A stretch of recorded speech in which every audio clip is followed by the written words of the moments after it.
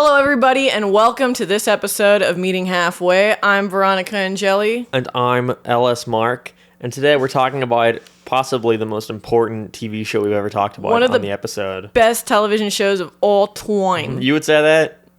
It is definitely top tier.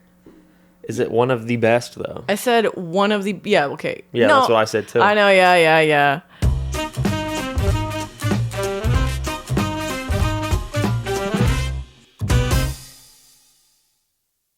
Guys, is Better Call Saul really any good?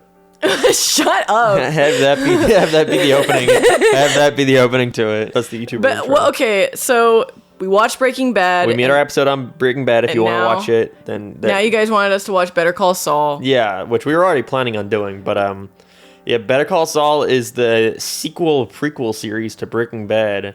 Where some of it is before and some of it is after. It's not so much a sequel because it doesn't have to deal with Walt. Yes, it does. I mean, it does, but it doesn't. Well, it does. It's not, but it doesn't. But it's partially a sequel because it deals with the aftermath of Walter White. For Saul, what Saul had to deal with after Walter White died. Does that constitute as a sequel? I would argue. Or not just a spin-off? It's somewhat of it's a spin-off, yeah, but it still deals with a lot of the same stuff. Guys, leave a comment below. Do you think Better Call Saul is a sequel? I think so, by the end of it. I don't constitute it as a sequel. Okay, it's a spin-off. It's the Breaking Bad spin-off series. It's the Cleveland show of the Breaking Bad universe. No, because it's good. So, the Cleveland show's good. You think the Cleveland show... No, yeah, exactly. Yeah, no, it was the spin-off show starring Saul Goodman, who was Walter White's lawyer in Breaking Bad.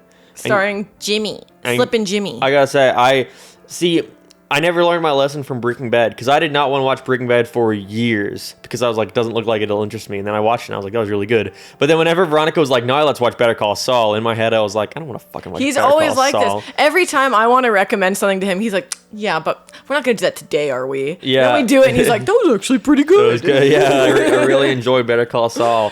Not as much as Breaking Bad. But you understand now. You understand why I like Saul, why I like Mike, and why I like Gus way more. Because while we were watching Breaking Bad, Veronica would always talk about like Mike, Gus, and Saul, and I'm like, they're all right, I guess, but there's not that much about them. But watching this show, it's not even really like... That's the thing. I was surprised at how much of it wasn't just like Saul as like a spinoff. It was the Mike, Gus, and Saul show. Like, Here, wait 1 second. I'm gonna... Not sponsored by Red Bull. Guys, if you're enjoying the podcast, go to Apple Podcasts and give us 5 stars and say Emily as a review. And we will read it out on the next podcast. We said that last time. Well, no one did it. That is true. Nobody did it. See, that's on you.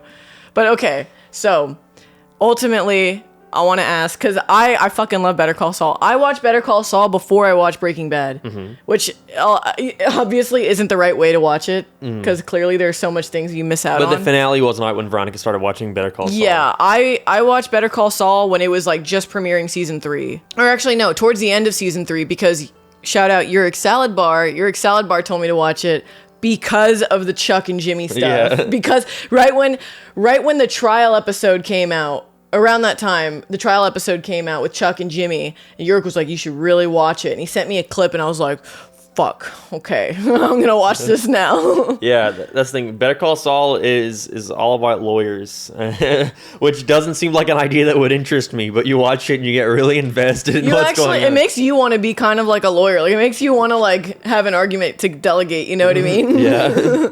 But my question here is, which out of the 3 now do you like most?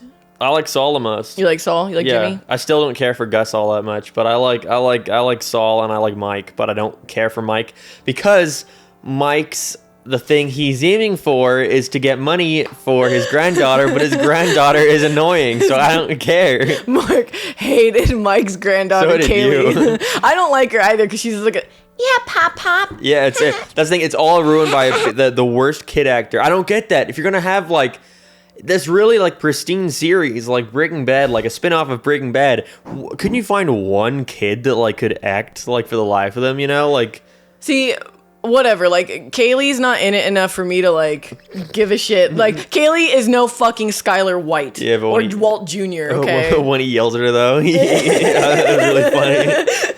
That's the best part of the whole series. When Mike yells at Kaylee and she Mike's cries. Like, you stupid bitch! We had a good thing, you and Mike goes up to Kaylee, you and your pride and your ego. Starts crying. Okay. So, now if you had watched Breaking Bad, would you have more of an appreciation for Gus and Mike and Saul? I would have more of appreciation for everything going on in the background. Or, like, everything that happened, like, literally right before Breaking Bad. Yeah. All this fucking shit happens. Which even makes it even more funny to me that, like, you see all this shit happening, and Walter White is not a factor of any of this. And then in Breaking Bad, he just fucking waltzes it right into this fucking predicament and kills everybody and takes over the whole show. And ruins it. Anytime Mike was on screen doing something risky, Mark just kept laughing, being like, Walty White, we took them all down. There'd be, like, a room full of people talking, like, about their, like, cool, like, action stuff, and I would, like, fucking Walter White, 50-year-old man, just walks in and kills half the people on screen right now. A really good analogy that we had was, like, Walter White is like someone with a mod in GTA 5 just fucking everything just up. Flying around into infinite ammo. Exploding everything. Okay, so, ultimately, Saul is your favorite character out of those three, but is Saul your favorite character out of all of the characters? Right now, yes, but that's because we just finished it. But Walter White, I like Walter White as a character. No, I don't. I meant specifically in Better Call Saul. Yeah, he's my favorite. Okay. Saul, yeah. Not Kim. Not Kim. We had this thing where we were watching it, and Little Wench was watching it with us, and he really liked Kim. He'd go, "Where's Kim?" Yeah, anytime Kim wasn't on screen, or anytime we weren't watching the show, he'd be like, "Where's Kim? I have to find out what happened to Kim." What happened to Kim? Yeah, get really upset. He'd get really, really upset. So we'd have to show him the show. Yeah. Just so he'd figure. Show him the ending. Speaking of the ending, what did you think? You want to get right into the ending? Fuck it, why not? I just want to talk about this. I'm so eager, you know? Yeah, so Better Call Saul, it recently ended too. It ended when we were in August. The first episode I saw of Better Call Saul was the final 3. Because they came out when we were in Maryland visiting Sunny, and Veronica was watching them on her phone, and I was like, yes, I'm just going to watch them too. So I watched the final 3 episodes, not knowing who anybody, and it did not make me, like, want to watch it. I was like, this thing's Yes, because the last 3 episodes are just about, like, future Saul. Yeah. Or present-day Saul. So Better Call Saul, I was like, every season started with like a small snippet of what Saul was doing now in the present day, and then it would go back to before Breaking Bad. But the final season doesn't have that. It doesn't have the opening with that. But at the very end, it just completely becomes about future Saul, and I don't like it. I don't care for it as much. I personally don't like the ending, but it's a safe ending. But there's a lot of reasons why I don't like the ending. I saw the ending when it came out, and I was like, I don't know who any of these characters are, but I can tell why this is like a not satisfying ending. Because I was bitching to Mark, being like, I don't fucking like grr. And Mark's like, why don't you like it? And I kind of explained to him the reasons why I didn't like it. But now that you have all the context, what were certain things that you didn't like about the ending and you did like about the ending? Do you want to describe what the ending is first? Okay, so essentially, as we all know from Breaking Bad, Walt gets away. He gets the Huvak 9000 with the air filter. Yeah, he got everything he wanted. Not sponsored by Red Bull. We could be. Cheers. We drink it all the time. Yeah, Red Bull, if you want to give us wings. Well, anyways, okay, so Saul is in, like, present day, right? He gets an itch or a scratch of wanting to kind of continue doing cons because he almost gets caught because somebody outs him. This guy, he was a taxi driver. He's like, I know who you are. You're Saul, right? So as soon as that gets, like, busted for him, someone recognizes him, he has the choice of either calling the guy again to, like, start over again and running away, or keep this guy under his belt and get this guy to do cons for him. Because he's a con man. He likes the thrill, you know? He's Albuquerque con man. www.albuquerqueconman.com. Yeah. / Sonny takes a big shit and dies. .net. Yeah. But yeah, so he essentially starts his whole thing doing cons again, and he tricks this old woman into, like, befriending the mother of the guy who outs him, and he ends up working with that guy, and he starts getting back into it, and as he's getting back into it, he decides to call Kim And he calls Kim because he got in contact with Francesca, his old secretary, to give him a lowdown of what's going on in Albuquerque, right? And she's like, oh, Kim gave me a call. It was really nice hearing from her. So he decides to call Kim, and they have this big argument. Essentially, Kim tells him, you need to turn yourself in. And he's like, well, you did bad things too. Yeah, you're going to turn yourself in. So she does. She turns herself in, and she explains how she knew how Howard died, because, spoiler alert, Howard Hamlin gets shot in the head by Lalo. Yeah, if you're ever interested in watching the show, do not listen to this. Yeah, well, we'll put a spoiler. Put spoiler warning right now after the spoilers. After the spoiler, yeah. But yeah, so essentially, like, Kim ran away and moved to Florida after all this had happened. But she ends up turning herself in. But she can't get arrested because there's no proof. She has no evidence that she had witnessed, like, Howard's murder. There's none of that. But she comes forward and says it, right? And so Saul hears this. And Saul tries to get out of it. Essentially, he gets caught. He gets caught, because he's reckless with one of his, He's slowly becoming more and more reckless and not giving a fuck and just getting, trying to get himself caught, if anything. Yeah, I got that vibe that he wanted to be caught at a certain point. And then, his partner gets caught. Yeah, his partner gets caught. Then, while because trying of to rob this, a house. The old lady finds out that it's Saul. So she calls the police and gets him arrested. Saul tries to run away, but he gets caught. And then we see him. He meets Marie. Marie comes into the room. Yeah, Marie Schrader. Hank's wife. Well, it's her and a bunch of investigators from the government. Yeah, and she's like, you were part of getting my husband killed, Hank and the amazing actor Gomez. And Gomi. Yeah. And you did this, and he gives this big sob story being like, Walter White threatened me. I had to do this with my life. He's bullshitting them, basically. Yep. And he gets away with, he gets his, I think it's 86-year, sentence. I think it was a life sentence plus 190 years down to 7.5, a bit just through negotiating. And after that, he has to go to Albuquerque. Yeah, to go to court. And he goes to court and he gives the judge the exact same sob story that he gave him, word for word, that he gave Marie, and she realizes this guy's a fucking clown. But he also tricks the DA. He realizes that Kim had already given her testimony about things. So he decides to make up all these lies saying that Kim corroborated with his murder. So it forces Kim to have to come to the trial and witness it. So that's how he gets Kim's attention to be there. And then at the very last second, while he's up in front of the judge, he completely owns up to everything. And he tells the truth, finally. Yep. After all this time.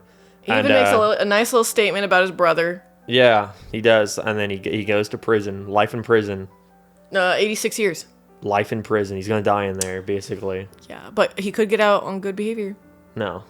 No. I think he said if he's lucky he could get it down to 86 years. No, it was 86 years. No. I'm telling you. No, look it up. Roll the clip, Bruce. 86 years.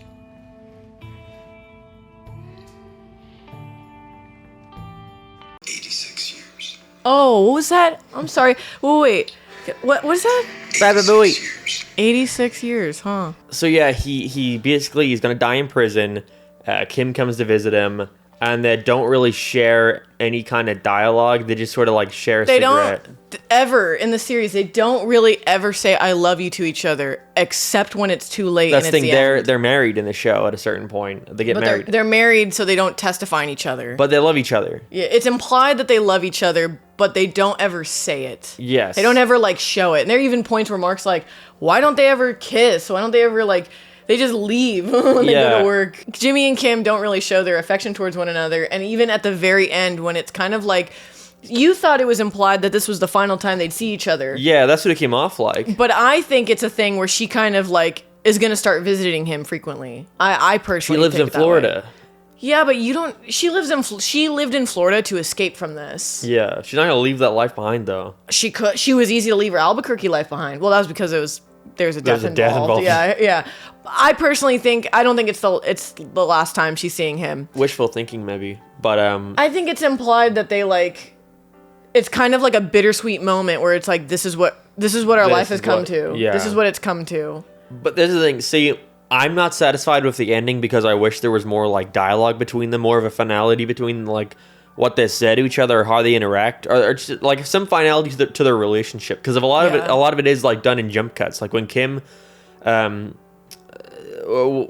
Kim like decides to like leave Jimmy, she like kisses him and then it cuts. She like drives home and then it cuts. Then it cuts to her like having all her bags papers. already packed and everything. It also cuts to the divorce papers. Yeah. They don't explain like how they got divorced. They don't explain how they established it. And Jimmy is like incredibly cold to her. And it's the complete difference between the Breaking Bad ending and the Better Call Saul ending. Where in the Breaking Bad ending, it is like an hour and 10 minutes of Walter going from like person to person and having his like you get his closure, extended scenes of closure. Like he stands talking to Skylar, he stands talking to the tech guys, Lydia and Todd, Jesse. Todd. He somewhat redeems himself by getting revenge on the guys who killed Hank. You know, he gets it all. He gets all of his closure. Whereas with Saul, Jimmy, it's basically just they only had to give him a conclusion with Kim. That was it, and they went for a more artistic ending, which I appreciate because I like that it's a parallel between like the first episode where he sits and like, he smokes with her in the parking lot. Yeah. Like I get it. What they're going for, that their relationship is at a point where there's no need for dialogue. But it's also implied in the very beginning how like close yet distant they are. Yeah. Because their relationship isn't established in the beginning, but it's known that they have a fondness for one another. Yeah. Whereas at the very end, it was already established that they loved each other. It was already established that they cared deeply about each other. And yes, they're at their wits' end with each other because of how everything played out and because of the path that Jimmy took. But now I'm kind of like, how does Kim witness that display of him like kind of being honest and taking accountability? How does that not make her go, that's the Jimmy I fell in love with? Yeah. That's the Jimmy I love, you know? And not at least like let that be known. I don't know. Maybe I just wanted that. You want it, yeah. That's the thing, you wanted it. But they wanted to go for a more artistic ending, which, again, I appreciate. But in other ways, it's like, no, I would like that final dialogue where it's like, it's satisfying. Instead of being like, that's a cool shot, that's a cool parallel to the first episode, but I want more. See, that's why, now you understand, because when I watched it the first time, I was like, this fucking sucks. And it fucking sucks because it wasn't satisfying. It was a good ending, but it wasn't a satisfying ending. But that's not the wildly like popular opinion. Most people are satisfied with it. A lot of people are satisfied with it. But I think it is because of that more artistic angle to it, you know? But I also feel like, okay, it's like, yeah, Jimmy couldn't handle the pressure of always being on the run, the stress of like never being caught, like always having to kind of like look behind his shoulder. Like, of course that's going to make somebody crack. And like the sloppiness with his cons towards the ends that get him caught. Like he almost wanted to get caught. But my issue there was like towards the end of at the finale, they make Jimmy act like a Walty White. Like they make him act like he becomes like tough at it.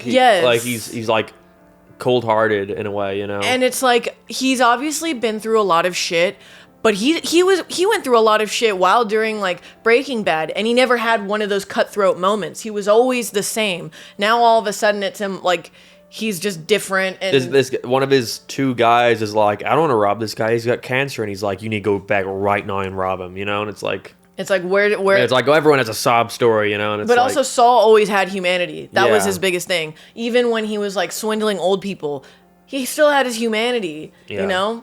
So this idea that he's like this cold-hearted con man, doesn't give a fuck, like he's like holding a fucking telephone cord to like strangle this old woman, like it makes no sense to me. It's like these kind of attributes were never displayed in this entirety of this character's like backstory. You know what I think we should do? See what that little wench thought of the finale. Yeah, you should get that. Let's get a wench review real quick. I think Better Call Saul is actually pretty good. I really like Kim. Kim is my favorite. I want more Kim. Yeah, it's good. But yeah, ultimately, not very satisfying. Not very satisfying, but it doesn't... Where'd these dogs come from? Whoa, my brother turned into a dog. My brother turned into a dog. But no, yeah, it's not a satisfying ending, but it doesn't ruin the show for me, you know? Yeah, it doesn't ruin it for me. Obviously, it's rewatchable. But because of how slow those last couple, like, future episodes are... It would make revisiting it hard. Yes and no, because it's kind of like Shameless. In a way, it is like, okay, you're in it for the long haul. You're in the last 3 episodes. Of course, you're gonna sit and watch it, but it's always like, okay, now I gotta get ready for these like 3 boring episodes. But even I've rewatched Better Call Saul, like so many. Better Call Saul, Breaking Bad. You've only rewatched it without the ending though. Yes. This is your first time rewatching it with the finale. This is my first time rewatching it with the finale, but I've watched the first like 4 seasons like over and over and over. Yeah, that's the thing. The first. So let's get into like the good shit with Better Call Saul. Yeah. Okay. So Better Call Saul. The main thing for the first 3 seasons is the relationship between Jimmy and Chuck, right? Yes. The relationship between Jimmy and Chuck, the establishing Mike and where his roles are in this, and the cartel. With Nacho. with one new character, Nacho, yeah. Little Nacho Varga. Who ends up getting like caught by Gus trying to kill one of the leaders of the cartel, Hector from Breaking Bad. And so he's like, Gus is like, you're a double agent, not for me, or else like get you. So it's mainly about him and him being like in over his head and wanting to get out of the cartel, but he can't, obviously. Him having to juggle like helping the Salamancas while also like being an informant for Gus. Yeah. So it's like that kind of struggle with the cartel side. All the Gus and Mike and like Nacho stuff is like, it's all interesting, but it's not as nearly as interesting as the relationship between Chuck and Jimmy. So Chuck is Jimmy's older brother who is a lawyer, a big shot lawyer. He has his own firm with Howard Hamlin. And so Jimmy, whenever because he was slipping Jimmy.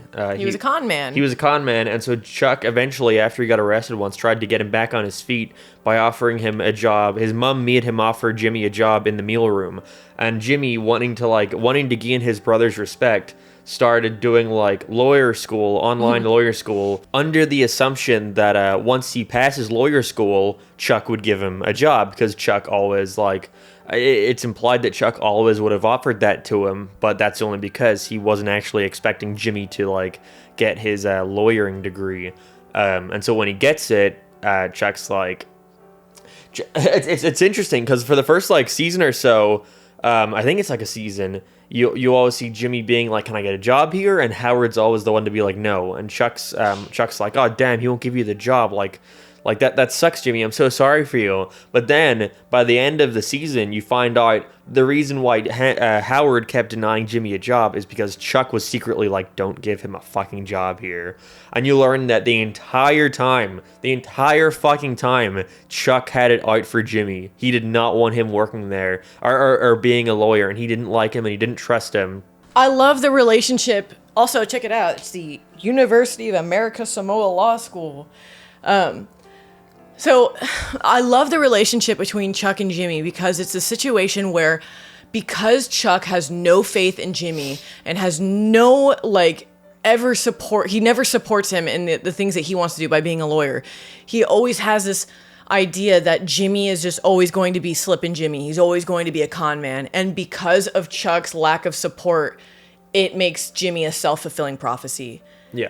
Jimmy becomes Slippin' Jimmy and Saul Goodman because of Chuck never believing in him and never wishing the best for him in his career. What I love about it too is that like it's so clearly like, fuck Chuck. You're meant to be like, fuck yeah, Chuck. You're like, there's so Chuck many moments is such where a dickhead. You have there's this part where it's like a flashback, and it's Chuck and his wife, and they're preparing dinner for Jimmy coming over, and he's like, be careful, like if I like touch my ear, that's us saying we have to like go to bed so we can make Jimmy leave. End the night early so Jimmy can get out. Yeah, and the wife's like, yeah, okay. So and at first she's kind of like, oh, I get what you mean. Like, I love this scene. I kind of like, I get what you mean, Chuck. He's kind of like abrasive, or he's very strong personality. But then Jimmy starts charming her, and she starts like genuinely laughing and enjoying it. He starts making like jokes, like lawyer jokes about Chuck being soulless, but just mostly about lawyers being soulless. It's like, in general, it's like all the jokes that him and all the guys in the mailroom like joke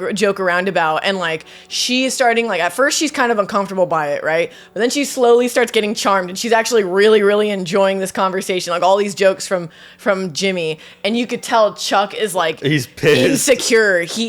It's like no matter how successful he is, no matter how like important he is, he's still not as nearly as charming or likable as Jimmy. And then it cuts to Chuck and his wife in bed, and then Chuck randomly tries to make like a lawyer joke, and the wife doesn't even like look. She's like, "What'd you say? Like she's what?" Like, huh? She's like, "Oh, huh, okay." and slowly zooms in on Chuck, and Chuck's just kind of awkwardly like, "Fuck you, Chuck." Then there's the scene. It's a moment where you see Chuck's resentment towards Jimmy, and it's something that is so superficial.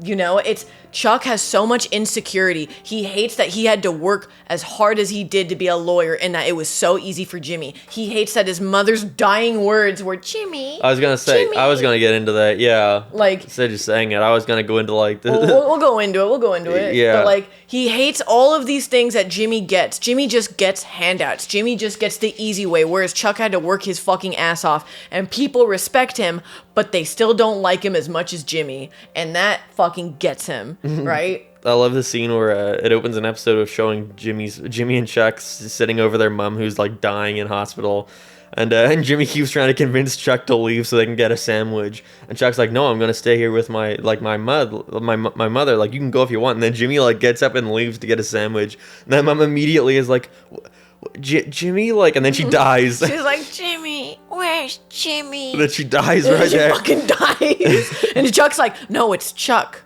No, it's Chuck. She's like, Jimmy? Yeah. Where are you, Jimmy? And then she dies.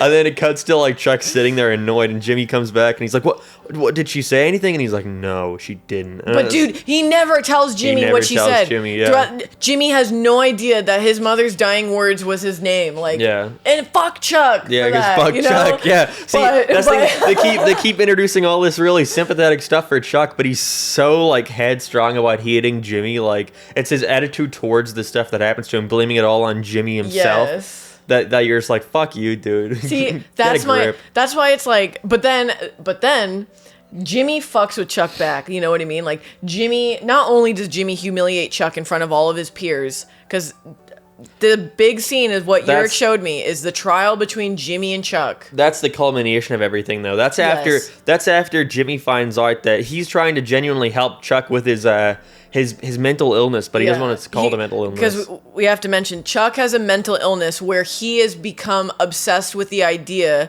that he is allergic to electricity. He has an allergy against electromagnetic fields. So he like isolates himself with like no lights. No lights. All of the power supplies and everything are ripped out. Like all of like the power strips that you would go right to your house in the back or whatever to like generate power or whatever, all that is like ripped out. All of his appliances are in the garage. Like, he works by candlelight and like lanterns by kerosene. Yeah, and so at a certain point, Jimmy wants to fuck with he doesn't want to fuck with Chuck, but he has to fuck with one of Chuck's cases for Kim's benefit. Like, he has to make it seem like Chuck and their company are fucking up so they can go to Kim. Essentially, Kim got contacted by an old like friend who went to college with her about an opportunity to be a lawyer for a very large banking firm called Mesa Verde. And this was a very big deal for Kim, especially because, you know, she brought it to HHM because she worked there. They paid for her college. Like, she interned there, you know. And she was in the mailroom at this point. She got demoted at this point. Yeah. For helping Jimmy. She got demoted for helping Jimmy. And it was only because Jimmy made like a commercial, right? It's all like superficial shit, right? And she gets bogged down step after step after step just because she shows backbone or because she'll help Jimmy and they don't like Jimmy, right? Howard and Chuck don't like him or respect him. Well, anyway, so she brings a client, Mesa Verde, and she decides that she wants to like do a solo practice, not a part of HHM. And they swoop in from behind her and try to steal. And they're like, oh, you can leave. Like, we'll pay off your college debt, but we're keeping Mesa Verde. So they take her client away from her. And because they take her client away from her, she's like depressed because she's like, that was a really big deal, you know? Jimmy decides like, fuck this.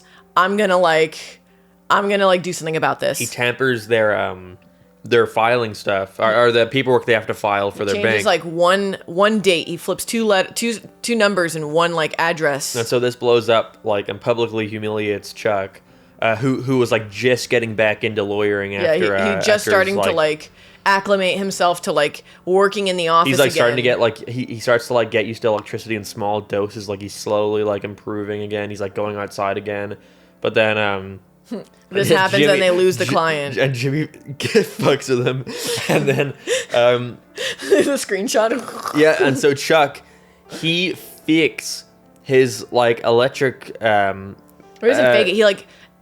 he fakes it. He exaggerates it. Yeah, he exaggerates He starts it. putting tinfoil all around the walls of his house and making it seem like he's so fucked up that Jimmy has to like admit like I did this, you know? Because he's pretty much Chuck is trying to paint this picture that he's like, I'm a fuck up, Like, I'm I a fucked screw up up, a I simple can't thing. I can't ever be a lawyer again because I got this one address wrong, like, you know, there's nothing I could do, and like, And Jimmy's like, no, it was me. yeah, Like I did it. Jimmy owns up to it, saying that he did it, but he's like, Jimmy is speaking out of desperation. He's speaking out of desperation because he's never seen his brother this far gone. He's never seen his brother go this down, like as low as they could possibly be. So he's trying to tell him anything he can to make him feel better. Obviously, it's the truth, but at the same time, he says like, He's like, Chuck's that's your like, word against mine. well, Chuck's like, Jimmy, are you just like, are you actually like saying that you committed this felony? And Jimmy's like, yeah, but it made you feel better, didn't it? Yeah. And then he's like, besides, it's your word against mine. And then Jimmy walks out, and then Chuck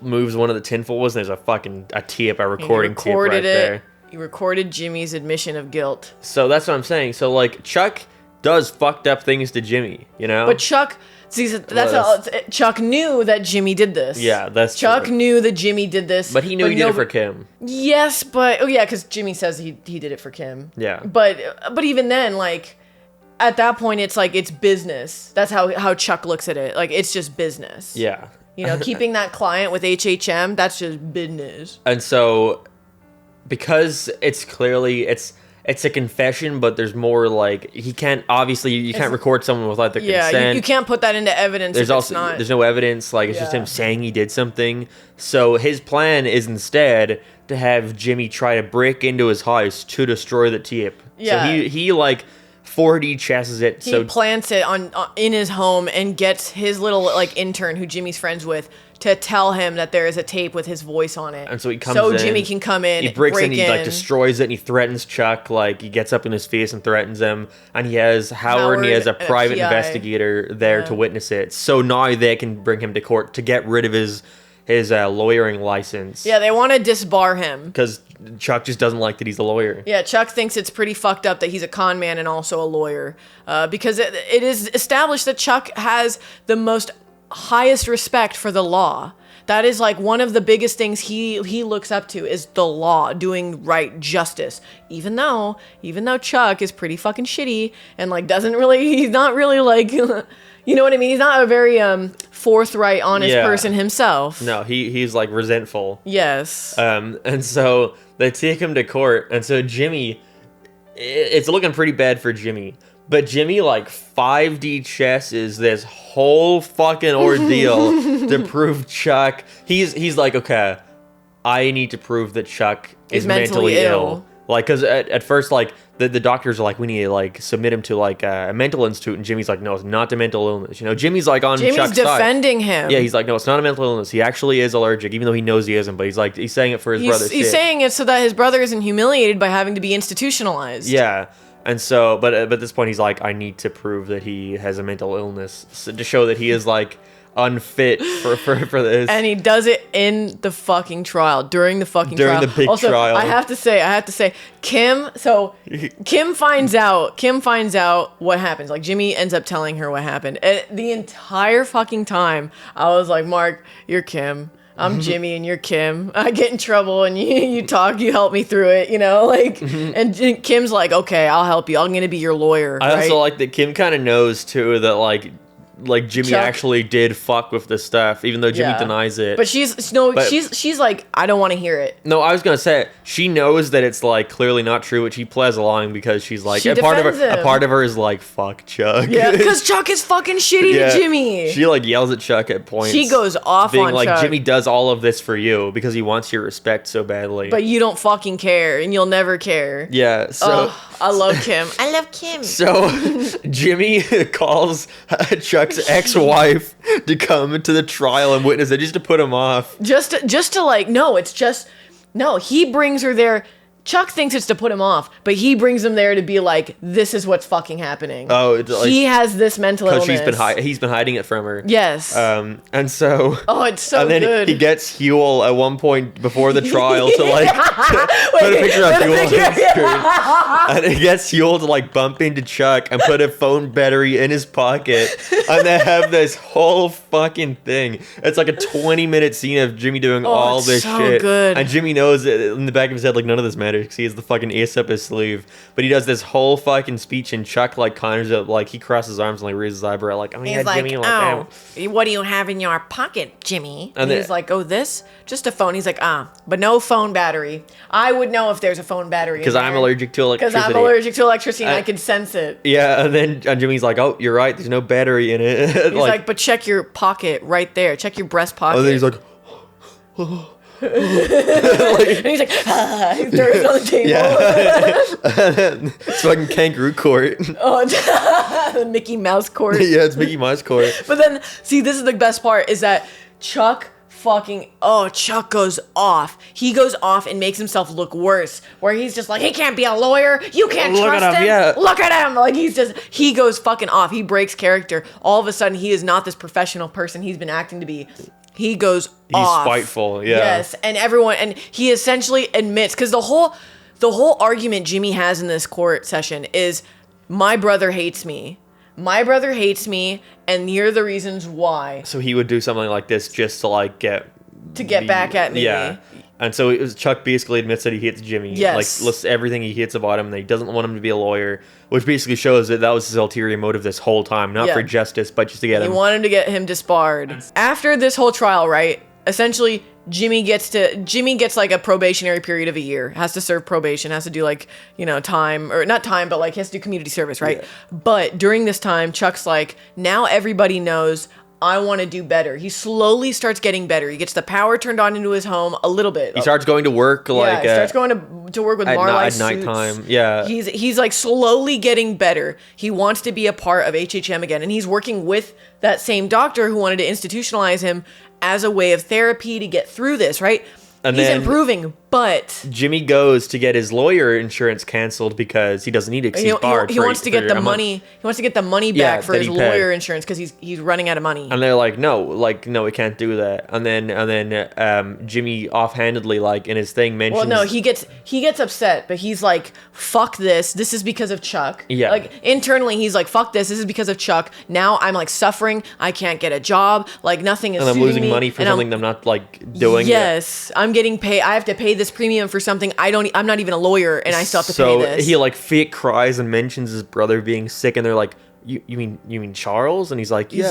He's like, yeah, but don't write that down though. But don't write that down. And they totally write it down, and they're like, he's mentally ill. We're gonna up his fucking premium for his insurance. So they up it to like 150. Are they up it by 50%? 50%. No, 150%. 150%. They up Chuck's insurance by 150% to the point where Howard doesn't want to pay it. So he's like, Chuck, you need to retire from the firm. Howard is trying to get Chuck to retire because he doesn't want to pay this premium because it'll cost them like millions of dollars. Yeah, and so Howard's like, I will give you $3 million of my own money, and this is the first of like three. Like three payments. I will buy you out of your share of the company, but you need to retire. And he basically forces him. Yeah. And so Chuck literally goes home and he fucking kills himself. He fucking sets himself on fire. See this throughout the entire show up until this point, I was like, fuck Chuck. But the second he killed himself, I was like, oh, he didn't deserve to kill himself though. Mike literally looked at me. He's like, well, he didn't deserve to die. So Jimmy wins. No, Jimmy causes the death of his own brother. Jimmy causes the death of his own brother and uses his final words to like.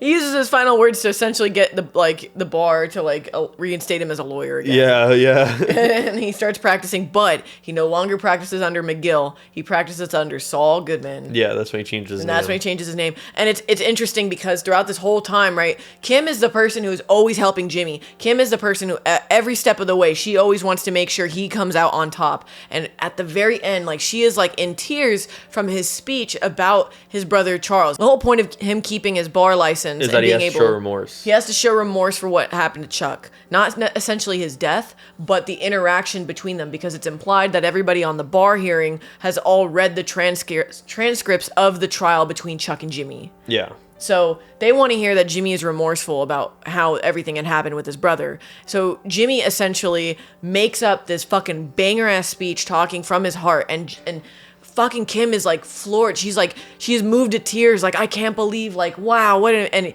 Jimmy just turns it off. And he's just like, oh, gonna change my name actually. And she's like, what? He's like, I can't believe they bought it. Those suckers. Yeah. And that's when Kim realizes that Jimmy is like, he's flipped.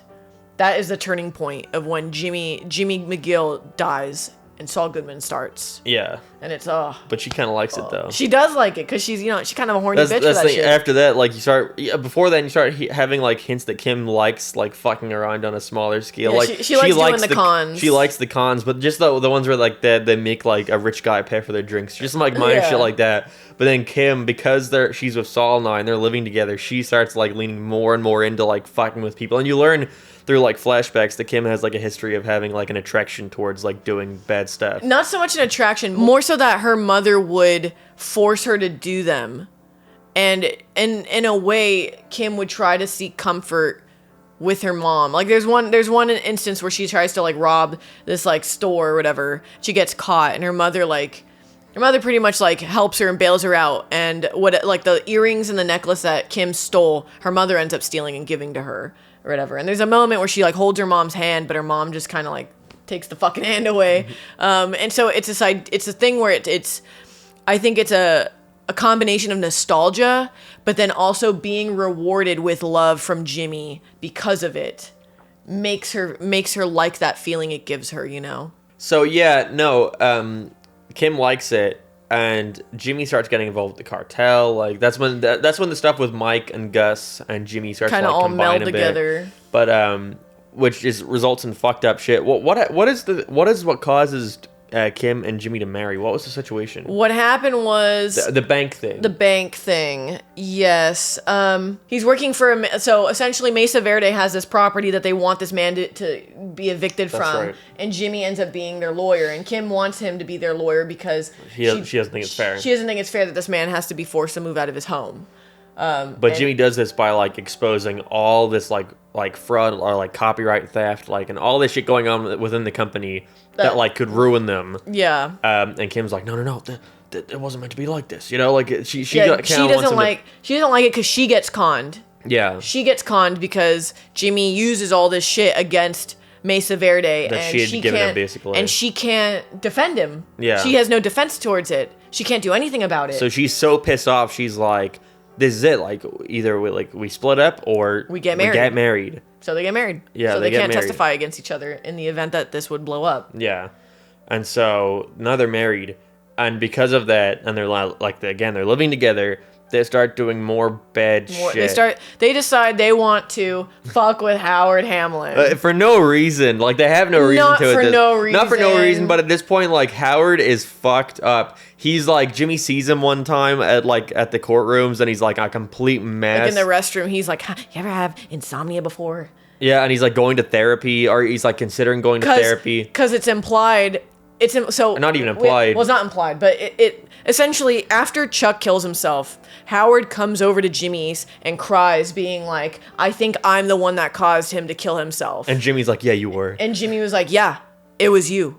And then he goes and feeds his goldfish like, "Ra-ta-ra-ta-ra," like Yeah. and Howard's like shriveled up, like he fucking is like a mess. And like, not just that, but also at the same time, he ends up calling Kim because he has letters to give Jimmy. Jimmy gets $5,000 from his brother as a leftover, and he gets one final letter that his brother left him, the letter that he reads to the bar. And $5,000 is the absolute minimum Chuck had to give him, because if he gave him less, then Jimmy could like testify. Yeah, he can contest the will. Yeah, contest it. Yeah, it's Jimmy getting paid $5,000 so he can't contest the will. Yeah, is what it is, and get more. Yeah, and get more, because Chuck is worth millions. You know, he fucking. And Chuck didn't want Jimmy having any of it. Yeah, Chuck didn't like Jimmy. He gave all of it to his wife, his ex-wife. Well, anyway, so Kim has this fucking banger ass, get on Howard's ass motherfucking type of speech to him, being like, fuck you, because Howard's like, well, you can go to the house and dig up whatever you like, whatever mementos you'd like from Chuck's room. And Kim's like, who the fuck are you? She's like, $5,000? Really? $5,000? That's fine. But you really want me to give this letter to Jimmy, a letter of Chuck hurting him again?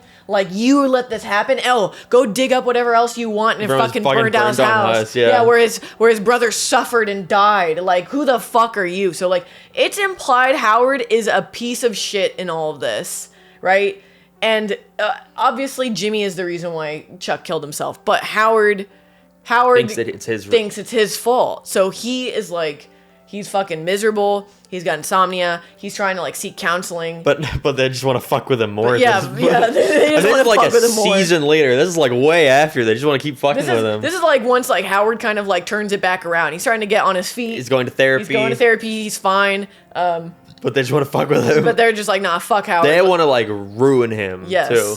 They decide to make a plan to try and get everyone to believe that he is a cokehead and get him fucking fired. So they like sneak into his country club and like plant coke in his locker, so the other like lawyers see it. They hire prostitutes to go bombard him at a really fancy restaurant. Jimmy steals his car at one point and dresses like him and drives and kicks a prostitute out of his car. It's Wendy from Breaking Bad too. Yeah, while Kim is like purposefully at the nearby restaurant with one of the other lawyer guys who's working with Howard. Yeah, to see, because that other guy, I forget what's his name. Yeah, Cliff from Cliff in Maine, right? Yeah, it's Cliff in Maine. He used to hire Jimmy, but Jimmy ends up like getting fired or whatever, right? Because he wants to do it in his way. He wants to get the bonus. He wants to get the big bonus, the $20,000 bonus that comes with like.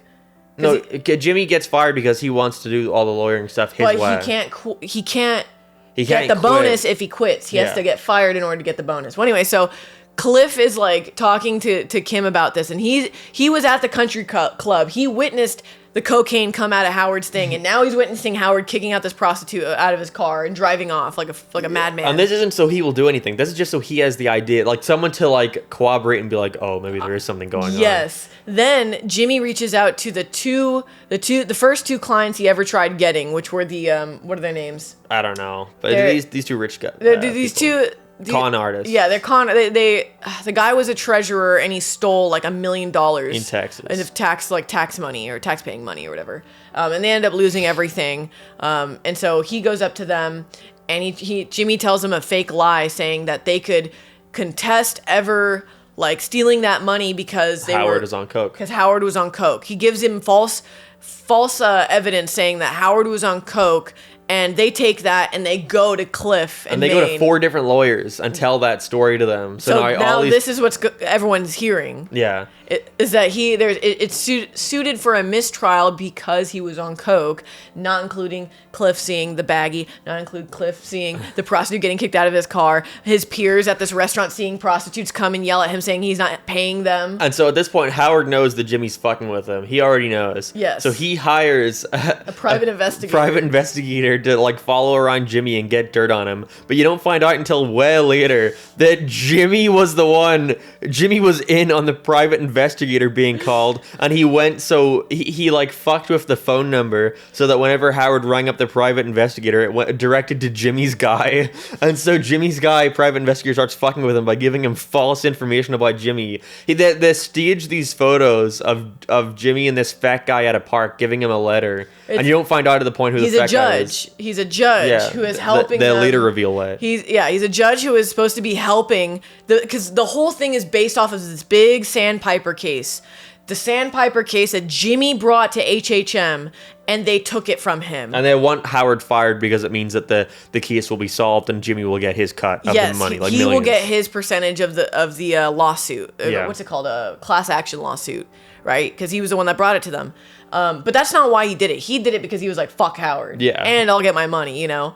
But it turns out the person that they staged these photos of like this interaction happening was supposed to be, it was just an actor but an actor who looked like this judge who is supposed to be mediating the end of this class action lawsuit. Yeah. And Howard, and on top of it, they get drugs from a veterinarian friend that gives off the impression that your eyes are like dilated, like you're on like drugs, right? Yeah, so they stage this whole thing where they fake these photographs of the fat judge giving Jimmy a letter, and the private investigator gives this to Howard, and he's like, "What is this? That's weird." And then he goes into the meeting and he sees the judge, and he's like, "That's the guy. He's the guy." So he's like, "Wait, everyone, wait here. Let me go get the photos." And then he gets There's the photos. no photos. And then he opens up the photos, and it's Jimmy handing like a frisbee to like a random man. And he's like, "No, Jimmy must have snuck in and like stole it." And they all look at him, and his eyes are completely dilated, and And they're he's like sweating and fucking freaky looking. yeah, and they're like, they're like, "Howard, like what's going on?" He's like, "No, it's Jimmy, it's his fault." And because he acted this way, it ruined their opportunity of getting more money for the settlement. Yeah, they're like, they're basically like, "We're going back to our original offer, and for every day you don't accept it, we're going down $1 million." So Howard has to accept. They have to accept it, and Howard is, I think he's forced to retire at that point. He's forced off the case. Yeah, he's forced off the case. Yeah, he's not Yeah. forced to retire. Yeah, he's forced off the case. Well, he is forced to retire I mean, eventually. yeah, He is. eventually, yeah. So Howard basically comes that night to Jimmy and Kim's apartment. Like drunk and upset. And he's like, "Well, you did it, you know? Like, you guys are fucking made for each other." I don't know Like, why. I don't know why you do it. But I think you liked it. I can't help but think you like doing this. Yeah. And then all of a sudden, He says, "You want to hurt me? Go ahead." yeah, I'm an easy target. Yeah, I talk a lot, but I also listen a lot too. Yeah, and then so Howard's like giving this whole big emotional speech, and then this Wallow whole different comes villain in. from the Mike and Gus storyline fucking walks into the apartment and shoots Howard in the head, and he's fucking dead. And it's fucking shocking. Like when I first saw that, I literally was like, "Holy fuck!" I was like, "What the fuck just happened?" Even you were like, "What the fuck?" Because he walks in, he's standing there, and Howard's like, "Who is this guy?" And then Jimmy and Kim are like, They're like, "Get out, just leave." They're like, "Get out," and Howard's like, "I may be in the middle of something," and then Lalo just fucking gun He up to his just head. fucking shoots him in the head. Yeah. I told Mark, like, Howard's face when he had died is like one of the most realistic, like, death-looking faces ever. His jaw is like all fucking, like, his face is awkward and weird, like in a really unsettling way. Yeah. But dude, when Howard dies, dude, And then after all the Lalo stuff happens, Mike and his man come and like they take clean up Howard's body, everything. and they literally bury Howard's body under the meth lab that Walter White is in Breaking Bad. the whole time Walty White and Jesse Pinkman were making meth, Howard was laying dead underneath them. Yeah, and they frame it to the wife like it was a suicide, like he drove into the ocean. Yeah, they frame it that he had like a bender and then he like killed himself. Like he went for a swim and never came back. and it's the funeral, and they walk up and they say sorry to the wife, and the wife doesn't. She's suspicious Because of. Howard had a conversation with the wife, because like it's implied, like they show a scene where it's like there's this weird awkward distance between Howard and like his wife, like they're gonna be splitting up soon, and she like doesn't care about him, and he goes and tells her, by the way, small little thing, not a big deal, but Chuck's brother Jimmy, he's kind of having it out for me right now, and just want if you hear anything, it's not true. So she's sus. Yeah, she is aware that like Jimmy was fucking with him. And Kim, and so they're trying to give their condolences, and she's not buying it. And then she turns around to Cliff, and she's like, "Did he ever like give any vibes that he was like on drugs?" And Cliff's like, "Well, actually, I saw a couple things." And then Kim goes up to her and she's like, "I'm not gonna lie. A couple years ago, I saw him do a line of coke on his desk." Makes up this whole fucking story that she saw Howard doing coke, and the wife just believes it, and it's she like, walks away. And then at that moment, Kim realizes. no, that, she fucks Jimmy afterwards. does she really? She makes out with him. Afterwards? Yes. No. Yes. After the funeral, they go home and they fuck, dude. No. Yes. After the funeral, they go to the parking lot to leave. And then Kim and Jimmy kiss. Oh, you're right. She goes to a and different. then Yeah. she goes into the car and drives, She drives home without away. him. Yeah, you're right. You're right. Yeah, no, They they don't don't. do kiss. They kiss, but they But don't. that's a goodbye fuck. kiss. They don't fuck. You're yeah. right. You're right. They don't fuck. You're thinking of when they fuck with Howard, and when Yeah. he's like getting drugged out in front of everyone, Yeah, they you're right. fuck in the background while listening to it on the phone. You're right. But you're no, right. yeah, she kisses it. At that moment, she's like, Jimmy brings out the worst in me, you know? Like, and Yeah. I bring out the worst in him. We just hurt people when we're together. And so she leaves, and that's the only time Jimmy tells her that he loves her. When she's like about to leave, he's like, "I love you. I love you." He's like, "I love you." And then she leaves, and that's when Jimmy completely turns into like heartless, like Saul. Yeah, that's when Jimmy's just like, I don't fucking He's care like, about it's anything. for the money now, yeah. Yeah, it's just about to have as much money as possible. But also, he was always in it for the money to begin with. But he loved Kim. He loved Kim. You love Kim too. You have to remember, there's a part in the series where it's like, Jimmy has to pick up, because he obviously is working for the cartel as a lawyer. He's helping Lalo. And he has to go pick up Lalo's bail money, which is $7 million. And he ends up having some trouble, and Mike helps him, and him and Mike have to transport like bags of fucking $7 million through the desert to like civilization to drop it off, right? But there's a point where Mike and Saul have like this moment where Saul is like, if you had like a time machine, where would you go, right? And essentially it's this question of, do you have any regrets? Would you go back and fix anything, or what would you do differently, you know? And Mike's like, I would help out some people. I would change some things, you know, people I've hurt or whatever. And Jimmy's like, I'd go back in time and put $1 million on a bet. Mike says, I will go back to when I took my first bribe. Oh, that's right. You're right. But he would change things essentially. That's it. Because let's be honest, him taking that bribe and how he ended up carrying on did hurt people. That's like his son. That's how he like went on this path. Yeah. That's what led him to meet Gus. But Jimmy is like, I would put $1 million for this bet. It was on like stocks of a company. Yeah, and like I'd be like a trillionaire now. He was only in it for the money. Yeah. Kim was not in mind. He was with Kim at this time. Because Kim But was he had like, Kim. Why would he go back and change anything? It's implied like He only cared. cared about the money. But he loved Kim too. Of course he loved Kim, but he loved money more. Yeah. You know. So, and then he asks the same question to Walty White. And then Walter White's like, that can't happen. Walter White gives the same money thing. Walter, but his is more about, it's about money, but it's more about respect. Yeah, he basically gives his thing about leaving the company. Yeah, leaving gray matter. You know who loves Kim though? He loves that Kim. little wench loves Kim. He could not get enough of Kim. I love Kim. She's my favorite. Look, he's like, where's Kim? That's what Where's Kim? He kept doing that while we were watching the episodes. He kept being like, what happened to Kim? But where's Kim? But where's Kim? I don't know what this is. There's no Kim. Anytime Lalo was on screen, he's like, I don't give a fuck about Kim. He's like, fuck Lalo. Fucking hate Lalo. I love Kim. gives me a side eye. If the actress for Kim ever goes to like a convention, we have to bring Rhea Wench. Seehorn. We have to bring Wench. So Wench. I would definitely bring Wench. I'd ask her to kiss his forehead. Yeah, you think she would? No, she wouldn't. Diseased little dog. He is not Yawn. diseased. He's not diseased. Hey, Bruce, put a little Wench on a little tricycle right here. Yeah, put a little Wench on the jigsaw tricycle. The jigsaw tricycle. What were we talking about? Yeah, no. So Kim leaves, and Saul turns into evil guy. So Jimmy turns into Saul Goodman. Yeah, Jimmy turns into Saul Goodman. Oh, we're talking about regrets. The regret stuff. Yeah, I have a few. Yeah. Too few to mention. So, what did you think of all the Breaking Bad integration? Like, you see Jesse for a bit, you see Walt for a bit. I loved that moment where fucking Kim gets to meet Jesse. I love that. That is interesting. It's like a weird, like, crossover. It's like Jimmy Timmy Power Hour. It's right when, it's literally, Jesse comes into the first time Jesse meets Saul is the last time Kim sees Saul until he gets caught. Yeah. And I fucking love that. Oh, it's so good. And it's not even because Jesse's like, that lawyer, is he any good? I wouldn't trust a lawyer with a commercial. And she's like, he was. He was when I knew him. Yeah. You know, it's like, oh, so sad. So fucking sad. So what do you think they could do with Breaking Bad at this point? Do you think they could do anything else? No. They made the fucking Slippin' Jimmy cartoon. They That was did make the shit. Slipping Jimmy cartoon where they fart a lot. Yeah, where they fucking fart and sniff each other's farts and like float around. Jeff from Clarence voices Jimmy. Does he really? Yeah, he also plays Ron in the Kim Possible movie, the live action one. Like IRL. You ever see the IRL Kim Possible? No. It was recent. It's not very good. Is it not? No. It's like recent. I remember seeing pictures of it. I didn't know it was out yet. Yeah, that's the kid who plays Jeff in Clarence. Is the guy who plays Ron in that. That sucks. Dude, okay.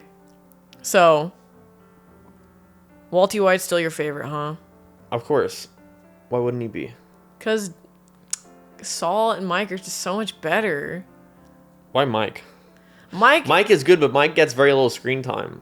Yeah, but for what very little screen time he gets, he's pretty fucking good. Yeah, but he's got... again, it's his motivation. I don't like the little girl. I don't care about the little girl.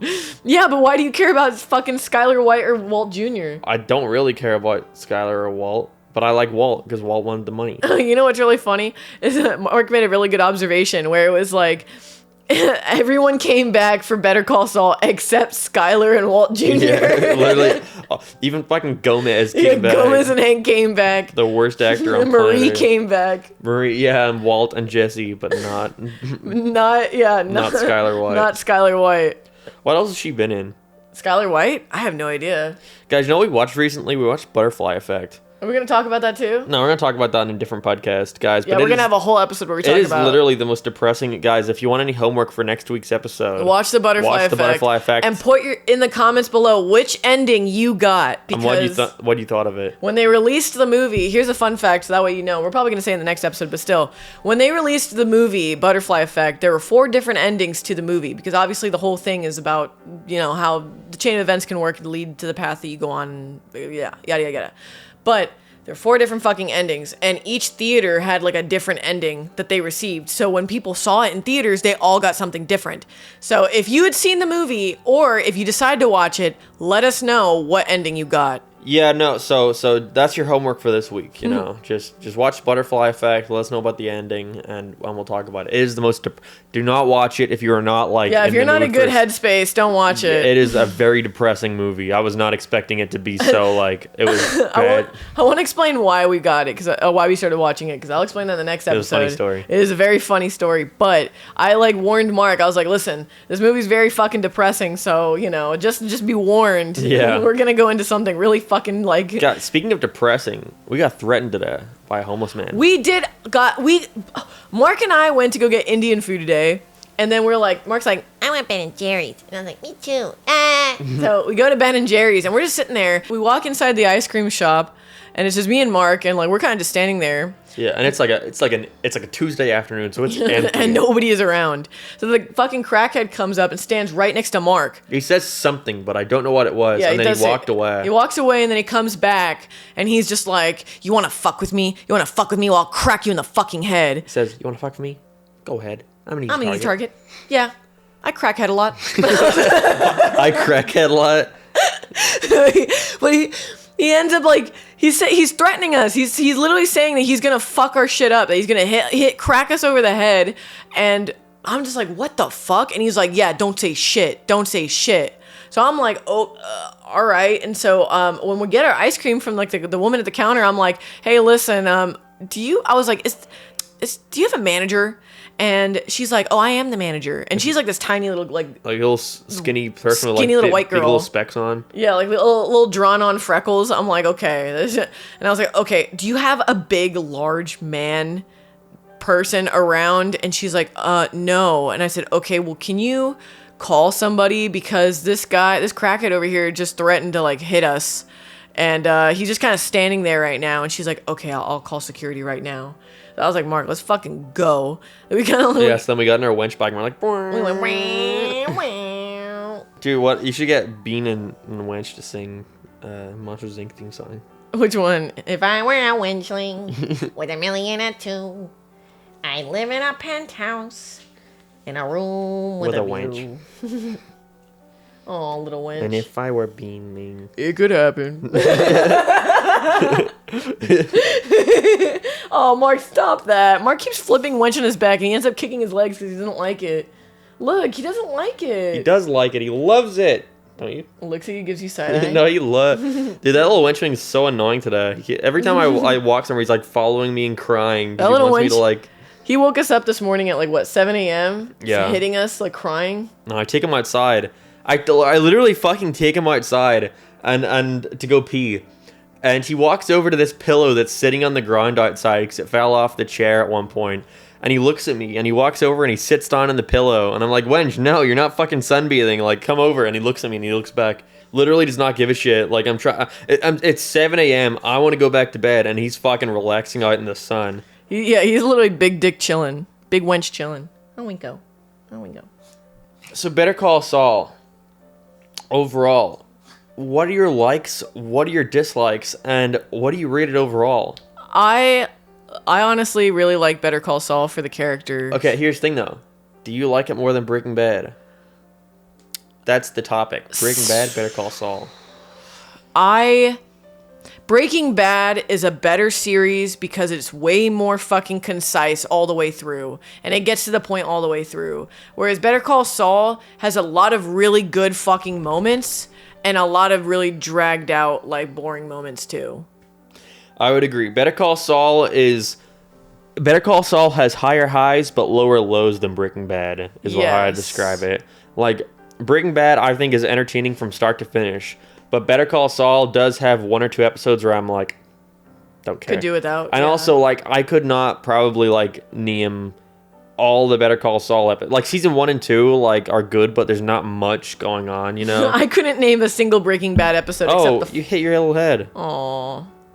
I could not name like the Better Call Saul or Breaking Bad episodes at all, but I've seen them over and over. You know what I mean? One package. Yeah. Yeah, I've seen them over. Same thing with Shameless. I could not name you the Shameless episode when this happened or that happened. I just know the episode. You know. Yeah, I guess I think of it more like Breaking Bad. It to me is way more consistent. Breaking Bad is consistently really good, while Better Call Saul is like really. It starts really slow. This is good, but then it goes into like this is really good, and then it's like now we're like getting like easing up again, going back to normal. Like Breaking Bad starts here and it gets more and more like fucked up as it goes along. Yeah. Better Call Saul like starts stuff and drops stuff and starts new stuff and drops stuff and then returns to old stuff and then. But also, the highs for Better Call Saul are because of character motivations. So, and also like callbacks to Breaking Bad. So like, I remember at first, because I watched Better Call Saul before I watched Breaking Bad, up to season 4, that is. And then I watched all of Breaking Bad. And then I rewatched Better Call Saul, and it made me enjoy it even more because of the context with Breaking Bad. Personally, Breaking Bad's a better series than Better Call Saul. Yeah. But I like Better Call Saul more for like I like it. You like the characters more. Yes, I like the characters more. It's more artistic. It's got better music. The way it's shot is better. And I can relate to Saul. I can't relate to Walt. Can't relate to Walty White. No, I don't have cancer. I'm not bald. Like I don't have a shitty fucking son. Higher highs, lower lows, artistic. Yeah, it's far more artistic. Better The music. shots are better. Yeah, there's a lot more like. Better Call Saul has a lot more moments where there's no dialogue and it's just like 5 minutes of them just like a montage or like a scene it's like or interesting shots. The little scene of Kim and Jimmy getting up in the morning. Oh, I love that. And they play Something Stupid by Frank Sinatra and Nancy Sinatra. Frankie Sinatra. Little Seth MacFarlane mouse. So guys, what about you? What? You like Breaking Bad more, yeah? I like Breaking Bad more because it's more consistently good. And Breaking Bad also feels a lot shorter than Better Call Saul. Breaking Bad feels like one little solid package. It is. Better Call Saul is one more season. Yeah, longer it's one than more Breaking season, Bad. and I think a couple more episodes. Yeah. And I think, is it longer? No, it's not long. It's not longer. It's not. The episodes aren't longer. But yeah, I don't know. Like I like a lot of Better Call Saul, and I like the characters, and there's more characters that I like compared to Breaking Bad. But like. Breaking Bad, again, it's much more consistent. Breaking Bad is Walter White's journey, you know? You don't have episodes that barely have... You'll have episodes in Better Call Saul that barely even have Saul in it, you know? Yeah. You have some episodes that are, like, more heavily focused on, like, the cartel aspect of it. And I'm like, that stuff's interesting, but I like the lawyer stuff more. But yeah, me too. There are, like, a bunch of episodes where I'm just not getting that. So it's like, that pick up like, a plot line with Saul... And at a certain point, I'm like, when are we going to return to that? I'm watching Mike running around the desert, gritty and everywhere, all over the hitting cartel. hitting the gritty on Lalo. I'm looking at Mike screaming at What about all the stuff with like the German man? What about him? I forgot about that. Even Ziegler. All that was season 4, I think. That was season 4, yeah. All that stuff is really good, but it's only good for the conclusion of it. You know? Yeah. I didn't think the start of it was that interesting of them building it. I liked the set. Where they're like trapped in the big warehouse, but like I didn't think that guy was that interesting of a character until he like dies. But that's only interesting because it's like a dilemma for Mike. Like I'm working for a man who will unjustly kill this man someone because it gets in the way of his business. Yeah, but then that is what I'm saying to you about like the Breaking Bad episode where I'm like, Gus was all about business. That was his thing. He didn't give a fuck about anything else but business. Ain't that a bad thing though? Doesn't Is care it? for the humanity. I mean, nobody cared about the humanity when it came to his fucking boyfriend being killed. So that's the cartel doing that, not everyone else. Him killing the cartel is fine because they are like that, but like the little kid who died. Yeah, but you don't know if he was responsible for that. You don't know if he's responsible So for you're that. just assuming that he's not. You're just Don't you assuming that he know- is? Don't you know guilty until proven innocent? Yeah, maybe in fucking Mexico. Yeah. It is in Mexico, actually. That's a Christian. That's a Christian line. Guilty before proven innocent. No, I'm talking about. You worded that like, oh, maybe in Mexico. That's like Christian saying. That's true. It's Christian saying you don't have to tell me twice, but in the Stone Age, it's like what? That's true though. I remember here's a really fucked up story for those who want to hear. Totally tangent, but when I was 19, I went to Mexico with a bunch of my friends. We went to Rosarito, and we were staying with my friend's grandmother, who lived in like a trailer park gated community. But a part of their trailer park gated community, it had like this restaurant, bar, grill, pool area. So guests can come and like use the pool, and then they can go get a drink or whatever. And it has it's in Rosarito, so it's off like the cliffs of Mexico. You can like see the ocean and stuff. And so this was our first night in Mexico. And we're at the bar grill, right? We're getting drinks, and like to our right are like all glassed windows, and we could see a pool, and it's like a little kid pool party going on, right? All the kids are like jumping and screaming, jumping in the pool or whatever. And all of a sudden, like there's this like drunk guy sitting behind us at the bar, and we see him run outside of the pool party and jump into the pool. And at first I'm like, what the fuck? I was like, this guy's just like literally like crashing the party, you know, what the fuck? But then all the kids start screaming, all the parents start screaming, and they all start running inside the bar and grill. And me and my friends are like, what the fuck is going on? And I look over, and the drunk guy is like splashing around the surface of the water. I'm like, what is going on? Somebody starts screaming, and we can't understand what they're saying. And my friend, I won't say his name, but one of my guy friends who was with us, it was him and his girlfriend, you know? So I was kind of like third wheel. But anyways, he's like, oh, what if there's a kid in there? And instantly, we like all got up, went to the pool, and the pool water is so dirty you can't see anything. So I was like, fuck this. If there's a kid in there, I'm just going to jump in. So I take off my shoes and my jacket, and I jump in the pool, and there's a kid laying on the bottom of the pool. And I go and I grab her, and I pick her up, and she is like purple. Like there's no color at all. Like she is like, I don't know how long she's been there, but she, you know. So we pull her out, we do CPR, and she ended up not surviving or whatever. Yeah. And it was fucking wild. And like the craziest thing, I mean, that was fucked up. Like that fucked me up for a really long time. Cause no matter what I could do, I couldn't save her. I don't know how long she was there. I don't know, like what else could I do? I did CPR on her until the paramedics could come, but you know, but this is what's also kind of fucked up is, obviously that ruined my fucking, like, I was like, okay, I'm done. I kind of want to go home, you know? But it turned out after we had left Rosarito, the cops were trying to find out who I was because I was the last person to touch her. They assumed that I had a role in her death. And Find your fingerprints? no, you can't find, there's no fingerprints. She's, you know, soaking wet and all this, you know what I mean? Like, it wasn't that kind of thing. It was more of like, why did she die? Did this woman who pulled her out of the pool, did she kill her? Yeah. Kind of thing. You know what I mean? Even though there are witnesses to see that I'm doing CPR on her, I'm trying to save her. You know what I mean? Like, so my friend's grandmother, after we left, like told my friend, like, she's like, yeah, they were trying to look for you. They wanted to know who you were. And I told my mom about this, and my mom's like, dude, they are guilty until proven innocent in Mexico. Like, if you stayed any longer and they caught you, you could have gone to jail. Just fucking because. And that's why we're filming this from prison right now. This is our prison cell. But that's true. Chris Chan jokes aside, it's true. In Mexico, it is guilty until proven innocent sometimes. Kind of spooky, scary. Kind of spooky, and that's why Hector, and that's why Nacho, and that's why talks about a life-changing story. jokes about Hector and Nacho. No, I don't. I mean, it doesn't affect me to this day, but yeah, it doesn't affect me now. Every now and then, it kind of makes me sad, but that's what it is. It is what it is, guys, and that's why Better Call Saul is a series. yeah. Looks at me, smiles. Where'd you take Wench out? He wanted to go out. No, he didn't. He walked out on his own accord. He didn't walk out. You just kicked him out. I saw you pick him up like Jack Black and kick him out of the like room. Baxter. Baxter. And of course, my friend Baxter. Oh, I love poetry. Good glass of scotch. And of course, my friend Baxter. Yeah? Well, this is what I'm doing. That's how I roll. I don't think that movie's that great. That's what you did to Wench. Anchorman still holds up. It still holds up, but... You and your poop mouth. This is completely devolved. Yeah, completely devolved.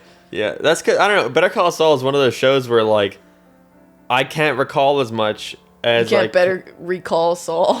No, it is. It's because there is so much different shit going on, you know? A lot happens, yeah. Breaking Bad is like this to this to this to this. Better Call Saul is like all over the place. Also, Breaking Bad is more in service of Walt's story than anybody else's. Okay, here, this is from Cheesy Memer. Hi, Cheesy Memer.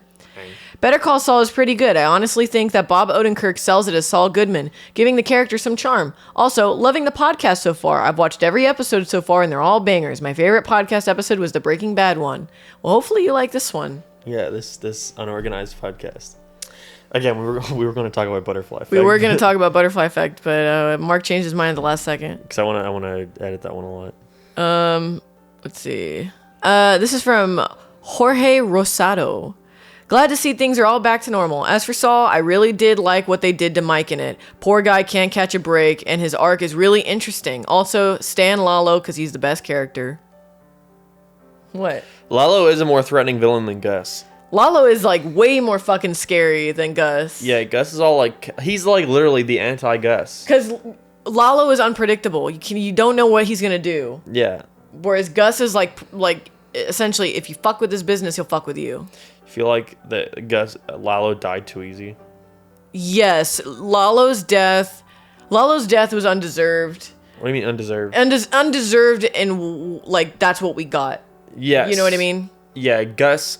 It's good that Gus is the one to kill Lalo, but it's literally the most like, oh, that's how he dies? Yeah, he like, shoots him in the dark and doesn't even know, like... Yeah, and then they like, look up and he's just laying on the ground. I would have preferred Gus having some sort of, like, intense... like, at least getting some sort of revenge. He never got his revenge with Hector, and he doesn't really get much of a revenge with Lalo, you know? Like, Gus doesn't really get what he wants. Yeah, he kills all of the cartel. He kills all... Okay, yeah, no, you're right. You're right. He does get that. He almost dies, but he gets that. That's fair. That's fair. Okay, this is from Yami Ted. I think Better Call Saul is a great show. It has higher highs but lower lows than Breaking Bad, but I think it ends up as the better show by the end, and Lalo might be the best antagonist in any show I've ever seen. 10 out of 10 would Baba Booey again. I don't know if I'd say it's better, but I would definitely agree that it feels like, in a way, it feels like Breaking Bad was the director being like, this is what the story I want to tell, so here it is, like, just as is. Yeah. But Better Call Saul seems like it has so much more thought put into the way things are shot, you know? Mm-hmm. The way things are shot, the way things are presented, the composition. It's way more artistic. Yeah, it really feels like the director, maybe it's the other guy. Vince Gilligan and Peter Gould. I was going to say, maybe it's Peter Gould who like, had this influence. I don't know much about Vince Gilligan, but it really does seem like he started to hone his craft more. I think it's also a thing where Walt is a very precise and articulate person, so the way they handle that information being brought to you is kind of in a way kind of similar like how Walt is as a character, whereas Saul is a very zealous, overzealous, and like fancy, like different colors, wild kind of character. So they took more liberties of kind of matching that with his, you know. Maybe I don't know if it was that intentional, but could be. It works either way. What do you think, Lil Inch? This is from Juno Lasseter, or Lassater. I don't know. Just get on with it. Better Call Saul is legitimately my favorite show of all time. It is not incredibly slow. It is amazing and better than Breaking Bad. Smiley face. I guess that is the thing, guys. Do you think Better Call Saul or Breaking Bad is better? Yeah, which one do you think is better? I think Breaking Bad is a little better, but Better Call Saul is still very good. I think Breaking Bad is better, but I think Better Call Saul is more likable. You like Better Call Saul more. I like Better Call Saul more, but I know Breaking Bad is better. Yes. Yes. That is fair. Let's see. This is from McDoodly Doo. Personally, I feel like Better Call Saul starts slow and low and keeps building up more and more the hype over the course of the show. Breaking Bad definitely peaks much quicker and moves faster, but maintains more consistency throughout the last seasons. I would agree. I guess people have the same general idea. That's enough comments for now. You sure? Oh, one more, but it better be good. This is by Dajaki. Better Call Dajaki. Better Call Saul is better than Breaking Bad in my opinion, but it gets better near the end, and I also think Saul is better than Walter. Also, 6 out of 10 just means the movie's okay. Thank you. 6 out of 10 I'm is okay. so glad you guys agreed with my opinion on the rating scale. I saw so many comments like Veronica is fucking insane for thinking 7 is like the 7's like mediocre. No, we're not getting into 7's that like again. mediocre. We're not getting 5 into is that like again. all right. No. Though mediocre is a worse word than all right. Look at him. But yeah, Better Call Saul is a good show. So 1 out of 10 Baba Booies. What do you wench Better Call Saul? I would give Better Call Saul maybe an 8.35 out of 10. An 8.35 out of 10. Yeah, so just mediocre, just above mediocre in your eyes. Above mediocre, really? No, I would give it an 8 out of 10. Again, I think Breaking Bad is a little better, and I give it an 8.5. But not a 9. In retrospect, Breaking Bad would probably get a 9. My reason for giving Breaking Bad an 8.5 was because I didn't like the last season as much, and so going off that. But you liked the ending. I love the ending to Breaking Bad. So does that kind of make up for it? It does. So maybe Breaking Bad is a 9, and if in that case, I would give Better Call Saul an 8.5. But I think where Better Call Saul to me isn't as high as Breaking Bad is because it's much less consistent, and I like how focused Breaking Bad is on Walter White, just Walter White, Yeah, that is a good way to put it. Breaking Bad is more focused on the character itself. It everything has a reason of why they show it. Not to say Better Call Saul doesn't. Better Call Saul has a lot of filler. I was gonna say, but at a certain point in Better Call Saul, it's like I'm following around Mike and Nacho and Lalo and Gus, and I'm like, Saul has not interacted with any of these guys in a season. Why am I still following these guys? Where it's I get it, and it's interesting and it's entertaining, but I'm like, at a certain point, these two things are very disconnected, Yeah, I know what you mean. I give Better Call Saul a 9. So just okay. A 9. A 9's not okay. What do you mean just okay? So what is 9 to you? A 9 is that's pretty good. So 7 is mediocre, 9 is pretty good. What is 8? 8's that's good. And so what is 10? 10 is perfect? Yeah, 10's perfect. So it goes from pretty good to perfect. Yeah. Okay. I deal in extremes, if you didn't tell. I guess so. I would say 5 is completely average, mediocre. Why? You said you didn't want to talk about this. You 6 said you didn't want to talk about this. Why are you bringing this up now? Is above average, all right. 7 is good. 8, pretty good. 9, amazing. 10, perfect. I feel like that's a gradual scale, the way a scale should be. Not mediocre, good, pretty good, perfect. Pretty good. But yeah, so, Better Call Saul, I'd give a 9. Breaking Bad, I'd also give a 9.5. You give Breaking Bad a 9.5, it went up. 9.5. What do you mean it went up? From last episode. Yeah, it did go up. Okay. Cause you know what? After watching Better Call Saul, I appreciate it more. You appreciate Breaking Bad more? I thought you said you liked Better Call Saul more, though. I do like Better Call Saul more. But you can acknowledge Breaking Bad. But Breaking Bad is just you know what I mean? That's fair, okay. I'm trying to be fair here, all right? Okay. What would you give a 10, Baba Booey? Well, I don't know what I give it to, so I'd have to see it. Sonic Boom? No, what would I get? What do you mean, what do I give a 10? What's a perfect to you? I don't think. You don't think anything is technically, no movie can be perfect. See, that's what I say. I'm always whenever it's a scaling 1 out of 10, nothing ever gets a 10. Yeah, I don't know what I would give a 10. Except you, babe. Not you, wench. I wasn't acting like it was for me. I was talking about wench. That little wench is a 10 out of 10. Trying to think, what would you give it? Maybe Scooby-Doo 2, Monsters Unleashed. That's a 10 to you? That's perfect? Yeah, what could be improved? I guess Forrest Gump. Forrest Gump's a 10 to me. No? You don't have any issues with that movie? No, I don't, actually. I really don't. I think that movie's perfect. That's a good movie I could watch all the way through. Any point in that movie it starts, I could watch it and finish it, you know? Oh, I love Forrest Gump. We should do an episode about Forrest Gump. We should do a reaction episode to Forrest Gump. Well, you already watched it. Ah, never The wench mind. hasn't seen it. That little Winko?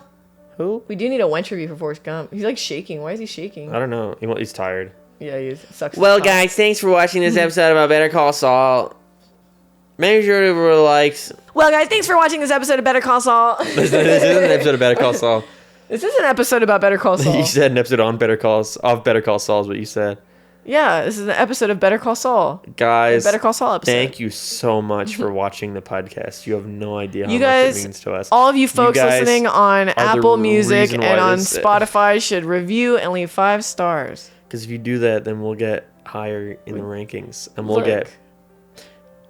Sucks his cock. And he's licking his feet. He's sucking his dick, right? He's sucking his dick on your dick, dude. He's fucking... You need to tell him to stop, he's licking bro. his paws. Stop defending him, dude. So guys, make sure to leave a review, leave a comment about what you think about Butterfly Effect, and we'll talk about it next time. And I promise, guys, after the Butterfly Effect episode, we will have another guest.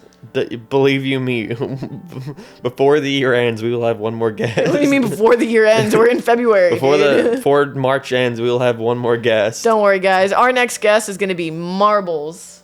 Is it? Yeah, I thought we were gonna talk about quantum mechanics. Oh yeah, we're gonna have our friend Margot. We're gonna have our friend Margot, who works on Clone High season 2 and Smiling Friends. And She worked- Archer, I think. Yeah, no, she worked for Floyd, who does Archer. Well, anyways, our friend Margot's gonna come on and explain quantum mechanics to us. So get ready. But then I also want to get a different guy who we have. Yeah. So guys, thanks for watching. Make sure to tune in next time. Wait. Bye. Bean. Okay. Bye.